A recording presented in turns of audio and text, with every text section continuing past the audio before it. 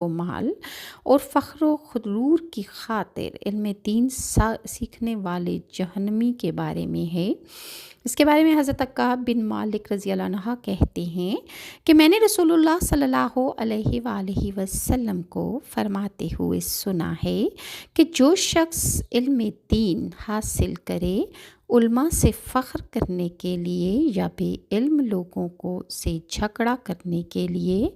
یا بڑے لوگوں کے چہرے اپنی طرف یعنی شہرت حاصل کرنے کے لیے علم حاصل کرے اور بڑے لوگوں کو متوجہ کرنے کے لیے اور بڑے لوگوں کے دربار میں حاضری دینے کے لیے تو اللہ تعالیٰ اسے آگ میں داخل فرمائے گا۔ اسی طرح بیت المال کی رقوم خرد برد کرنے والا شخص بھی جہنمی ہے۔ اس کے بارے میں بخاری نے حدیث روایت کی ہے۔ حضرت خولہ انصاریہ کہتی ہیں میں نے نبی کریم صلی اللہ علیہ وآلہ وسلم کو یہ فرماتے ہوئے سنا ہے جو لوگ اللہ کے مال میں ناحق تصرف کرتے ہیں وہ قیامت کے روز آگ میں جائیں گے۔ اسی طرح مسلم نے ایک حدیث روایت کی ہے بوڑھے زانی جھوٹے بادشاہ اور مغرور فقیر جہنم میں ہوں گے۔ اس کے بارے میں مسلم کی اس روایت کو حضرت ابو ہریرہ کہتے ہیں کہ رسول اللہ صلی اللہ علیہ وآلہ وسلم نے ارشاد فرمایا کہ قیامت کے روز اللہ تعالیٰ 3 آدمیوں سے کلام نہیں کرے گا، نہ اللہ کی ذات انہیں پاک کرے گی اور ان کے لیے دردناک عذاب ہوگا۔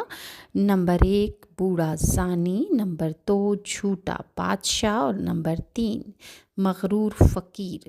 اور اسی طرح احسان جتلانے والے اور جھوٹی قسم کھا کر مال فروخت کرنے والے لوگ بھی جہنمی ہیں۔ اس کے بارے میں حدیث کو مسلم نے روایت کیا ہے۔ حضرت ابو ذر رضی اللہ عنہ سے روایت ہے کہ نبی کریم صلی اللہ علیہ وآلہ وسلم نے ارشاد فرمایا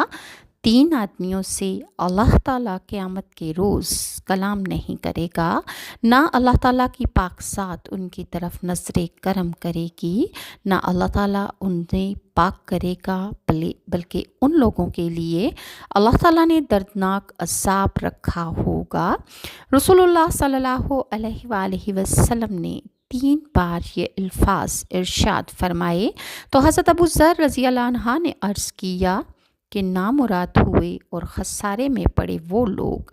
وہ کون سے لوگ ہیں یا رسول اللہ صلی اللہ علیہ وآلہ وسلم ان کے بارے میں ذرا آپ وضاحت کیجئے۔ تو رسول اللہ صلی اللہ علیہ وآلہ وسلم نے ارشاد فرمایا نمبر 1 عذار تہبند